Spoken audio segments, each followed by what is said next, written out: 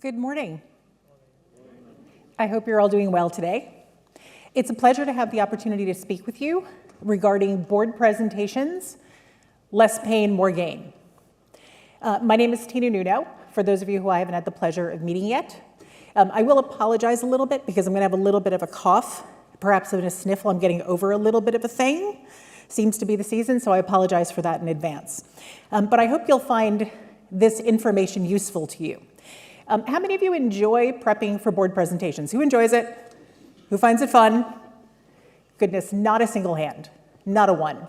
I spend a tremendous amount of my time working with our clients, reviewing their board presentations before they present to make sure our clients are saying what they think they're saying and coming across as effectively as possible to the board.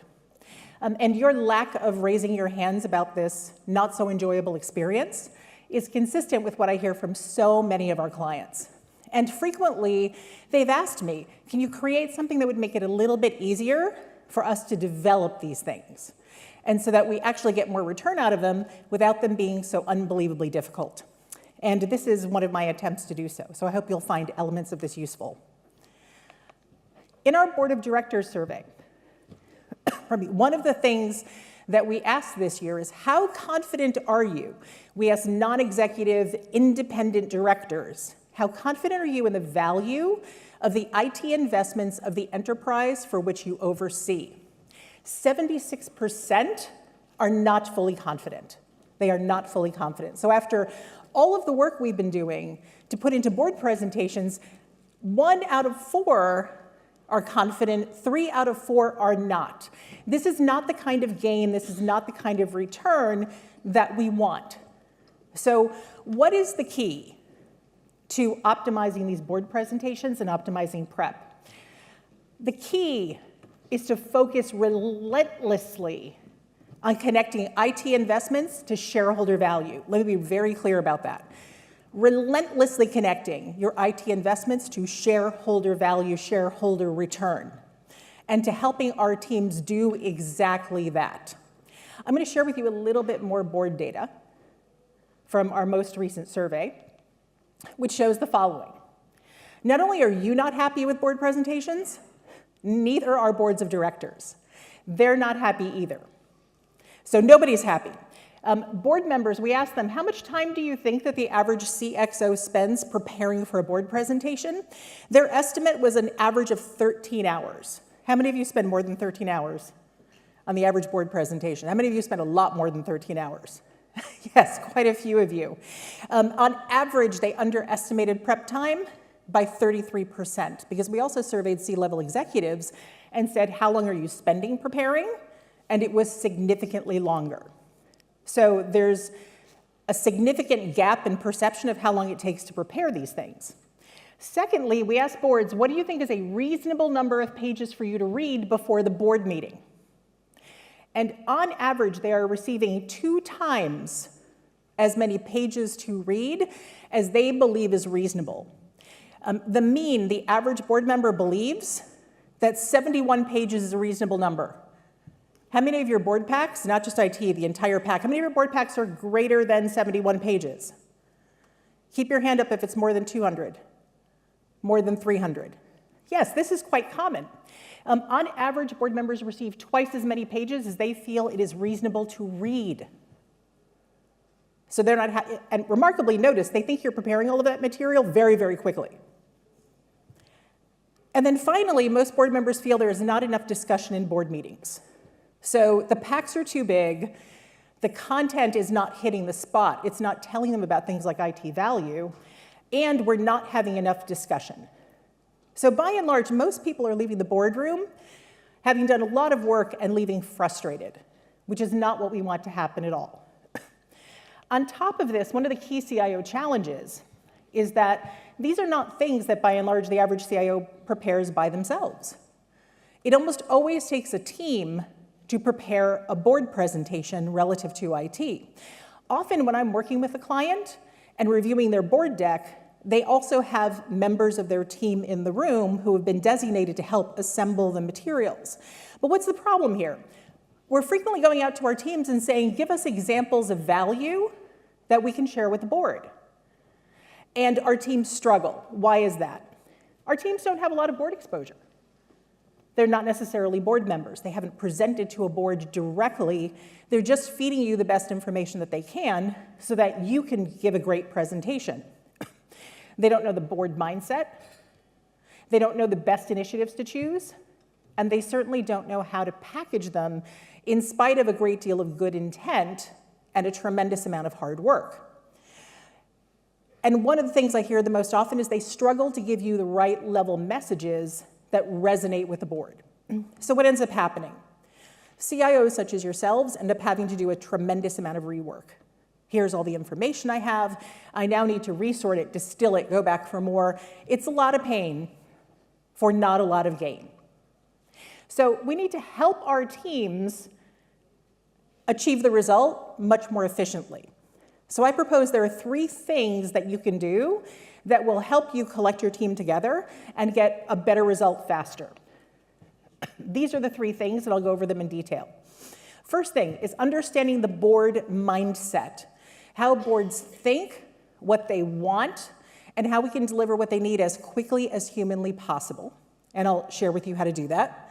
Second, a value framework. A framework that you can use to describe your IT investments that your teams can anchor on so that they always know, regardless of the investment that we're talking about, we know exactly where it fits on the value framework, and it's easier for us to communicate about. And then lastly, simple templates. Simple templates. The more we can templatize this activity for our teams, the more efficient and faster it will be for absolutely everyone, and reduce your time to prepare them and have them be more impactful. So let's start with the board mindset. The board mindset. What does the board want? How do we explain to our teams how to think about what the board actually wants? In our board survey, we asked boards, what do you wish executives knew about boards? And the number one thing that they said is we wish they understood that we're here to advise. We're partners. We are here to help. Now, that's lovely, isn't it? Right, that's absolutely lovely. Does that help your team prepare a board presentation? No. How do you prepare a board presentation for an advisor and a partner? It is not a very useful mental model, right? It just doesn't help. So there's an analogy I encourage you to use with your teams that will help them understand and focus on what boards care about the most. Instead of thinking of your board as an advisor and a partner, tell your direct reports to think of the board as your bookie. Right? You should think of the board as your bookie. That if you're gambling and placing bets, the bookie is the one who is giving you the stake and who you are accountable to. Who are the gamblers? Do you want to admit it? Keep that to yourself. It's okay. You don't have to raise your hands, right? But this is actually the board mindset. They are much more your bookie than they are your partner. What does your bookie want to know? Who's placing the bets? We've given you investment. Can you be trusted? Do you know what you're doing? Are you playing a game of chance or a game of skill? What are the odds? What rate of return can I expect? Are we going to win or are we not going to win? And then what do they also want to know? Are we placing big bets or small bets? Are these big investments, little investments? Is it going to give me the yield that I want to have? And if the bet doesn't pay out, who's going to pay the marker? Who's going to pay the debt? In other words, which limb do you want broken? Right? Who's going to pay the price if the investments don't pay out? Now, when we encourage our teams to think of the board as the bookie, they get highly focused on return and value. It is a show me the money type of situation. Now we can get them to really think about how do we communicate with the bookie about value? What's the value framework? I'm going to share with you a value framework that I've used with a number of clients to help them really think about how do I organize and create a map of where value comes from. And I'm going to walk through this framework in each quadrant. What this framework essentially does is it says there are 4 different categories of business capabilities that we support through IT. We have innovations that we support, differentiators, which make us competitive. We support those capabilities in the organization. Commodities and operations, those back office things we do just because they need to be done. And then infrastructure and compliance. These are 4 very different categories. Each of these categories has a different financial outcome.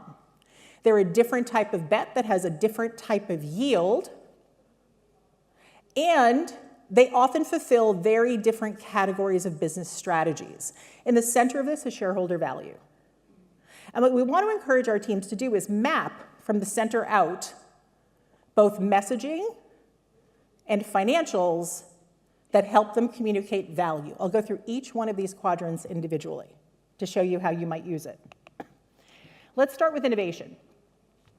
Innovation capabilities are how we help the organization do one of 2 things, either evolve or transform. This is when we go into net new products and services, perhaps net new business models. We're not incrementally changing what we have. We're genuinely trying to evolve the organization to be something that we have not been at all in the past. New services, new products, net new. Now, we might evolve, we might transform somewhere on our products, our services, our processes, or our business model. Now, there's some pain points here. Number 1 is tremendous board pressure on AI.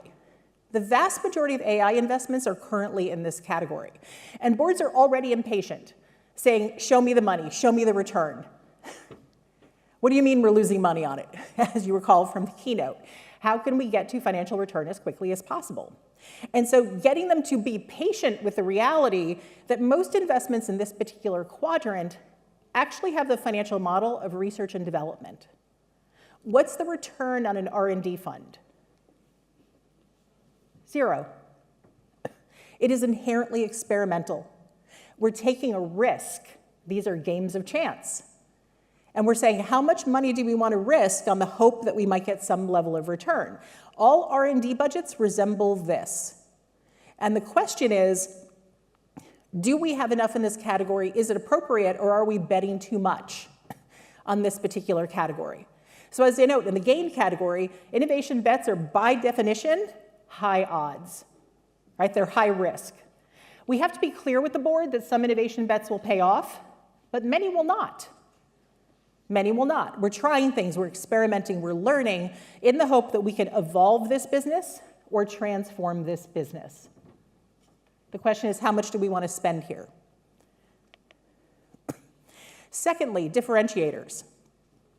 Competitive differentiators are the reason why customers come to you as opposed to your competitors. They come to you rather than your competitors. And if you're government, these are your core mission critical priorities. Whether it's healthcare, defense, any of those capabilities, and how you deliver them to make a difference for your constituents.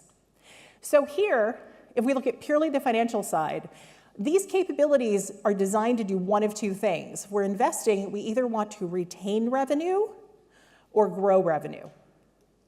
That's the primary job here of these investments, is we're going to retain revenue or we're going to grow revenue. How do we do that? Through enhancing customer experience, enhancing products and services, or expanding our current markets. And we should be able to draw a straight line from these investments to those specific outcomes. What are the pain points here relative to communications? Number 1, IT is often reluctant to take credit for these accomplishments. They're often reluctant to take credit. When I speak with many of our CIOs, they'll say, well, the head of marketing is talking about that, or finance is talking about that, or the COO is talking about that, so I don't really feel like I should interfere with that. My advice to you, interfere with that. You should be echoing each other's messages.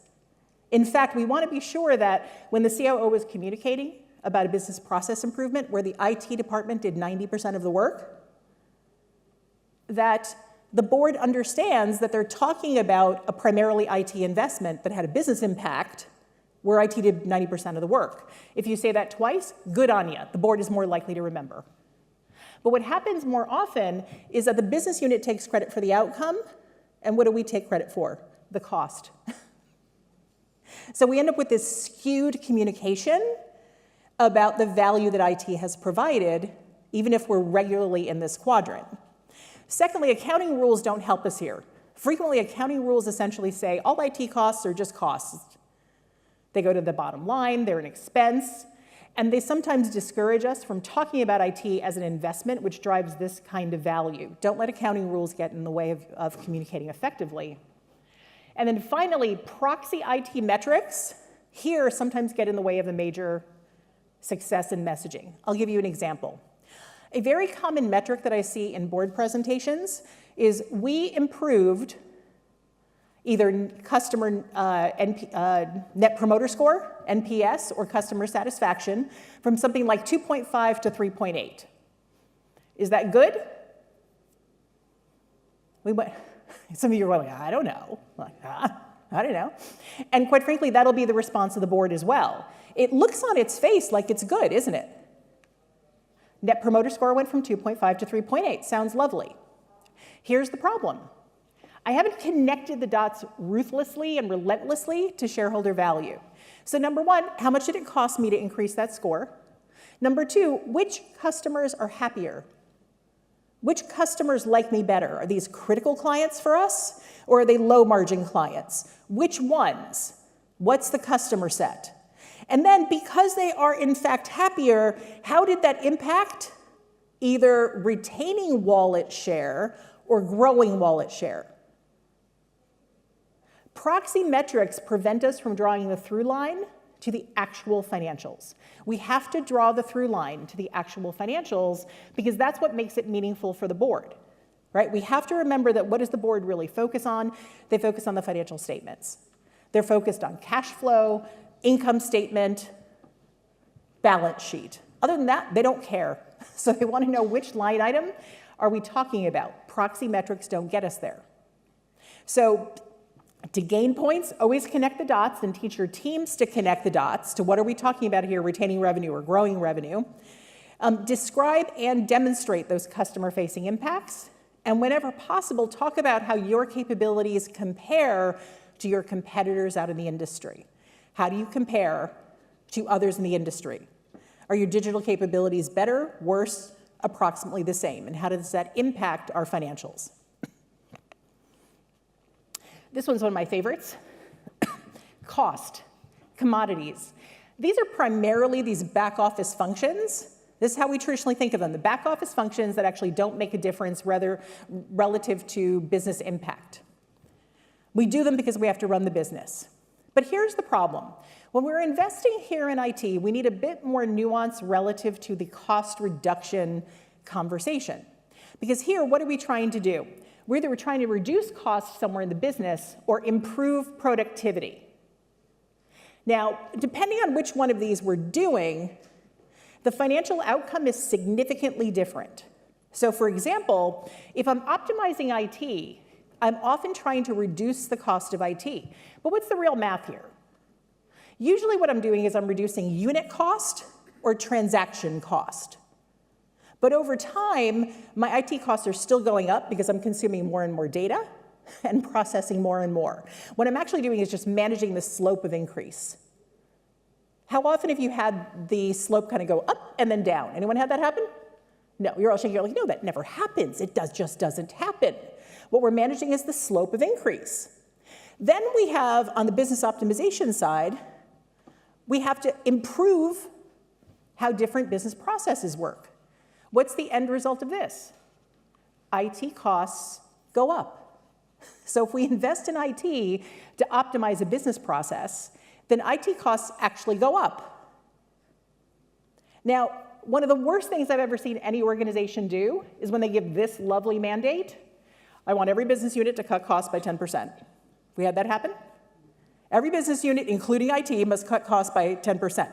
What ends up happening? Every business unit looks at you in IT and says, hey, I need you to help me cut costs, so I want these IT projects. So you now end up in this persistent conflict between IT and the rest of the organization, where they're saying, well, we need to cut costs, and that's dependent upon you increasing costs. And we have to make that transparent. We have to make it transparent.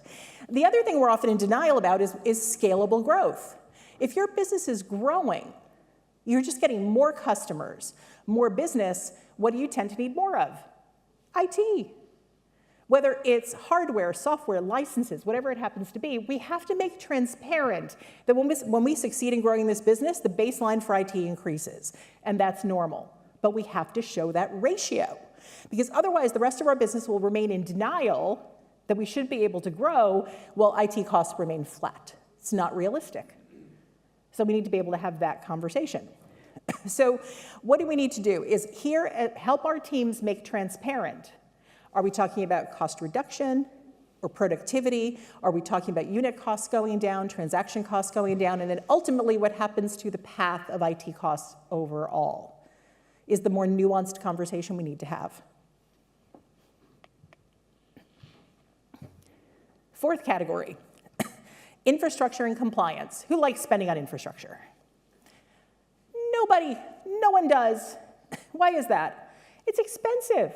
Right? Whether it's in the cloud or you keep it on site, no matter what, it is expensive. And what's the return? Not really attractive. It's not attractive. So what do we see happen here? A variety of different things. Number one, compliance, in my opinion, is part of infrastructure. Why do we spend money on compliance and regulatory activities? Because if we don't, bad things will happen, right? You might get a fine, it might impact your brand, bad things will happen.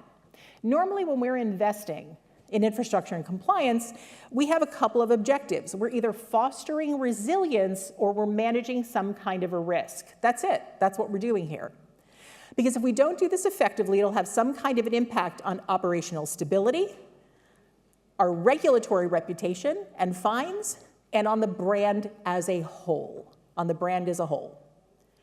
So in order to help our teams communicate effectively about this, one of the things I recommend you do is, whenever possible, separate out compliance. Separate it out. Be really clear. Here's how much we're spending purely on compliance, not because we want to, but because the organization has deemed we have to. This is an organizational choice based on our risk posture that we will spend X amount on compliance. There's also this fascinating pressure to stretch the value proposition in this category. I can't tell you how often I've talked with clients where they're doing some sort of a cloud implementation, and somewhere in the board presentation it'll say, and over time this will make us money. And I usually say, but will it? Are you sure? And they're like, no, we don't think it'll do that. We just kind of feel like if we don't say it, the board and the executive team won't approve it. Right? There's this tremendous pressure to stretch and say things which sometimes sound more interesting as opposed to saying, no, the dominant reason we're doing this is risk. If we don't do this, stuff will break, we won't be compliant, the brand won't be protected. And own that reality. So we have to be able to articulate with our teams what is the threat environment, why are we spending the way we're spending to protect the brand operational stability and the regulatory environment, and connect to business improvements, because this is the other challenge I find always happens here, is the proxy metric we use here is maturity. The proxy metric. Boards hate that maturity metric. I mean, don't get me wrong, it's nice to have, but when we say, for example, we went from a 2 to a 4, the board's question is, what did I get for that? Are we better protected or are we not? Or are we more stable or are we not? Which is the key message they want to hear. What's protected? How much better is it? So to help your team, we now need to sometimes translate these into simple templates where you can say to your team, just help me fill this out. Please help me fill this out and we'll get the story right. So first template, whether you use this framework or another, right? I encourage you to think of this framework as a starting point that you modify for your own use. One way to use the template is to do a red, amber, green assessment. If you were to look at your portfolio of IT investments, how would you rate each of these categories, red, yellow, or green? We also used little symbols in here because, interestingly, a lot of board members are colorblind. So you'll see they're both symbols in here as well as colors to cover for that. But this enables us to have the strategic conversation of, are we spending enough in the right buckets, or is there some sort of a skew in the portfolio that we have to be worried about? Because if there is a skew in the portfolio, we need to consider shifting the mix, changing the mix So for example, in using this kind of a portfolio, we might say, here's how much IT we're spending in each one of these buckets. And going forward, here's how we recommend the mix change. There are only two ways to change the mix of the portfolio. I either move money from one bucket into the next, or I infuse net new money into the system. These are my only two options for changing the mix of the portfolio. And frequently the conversation we want to have with the board is, here's the current mix of the portfolio. Do we agree that this is the right one? Or do we want to consider shifting the mix of the portfolio? Boards love frameworks. They do. One of the interesting things that boards also told me is that they often don't remember what happened between one board meeting and the next. I saw you this quarter, now I see you next quarter, and I didn't remember what happened in between, especially if I'm on multiple other boards. I need things to anchor me. And frameworks are a nice way of anchoring the board because you can go back to them repeatedly and refresh their memories and say, and here's how we're going. Here's how it's changing over time. And again, it also helps you anchor your team in communications because the board presentation becomes a repeatable act with some simple templates. Now, the other important template is related to messaging. How do we use something like this to facilitate messaging and getting our teams to help us write the most effective board relevant messages?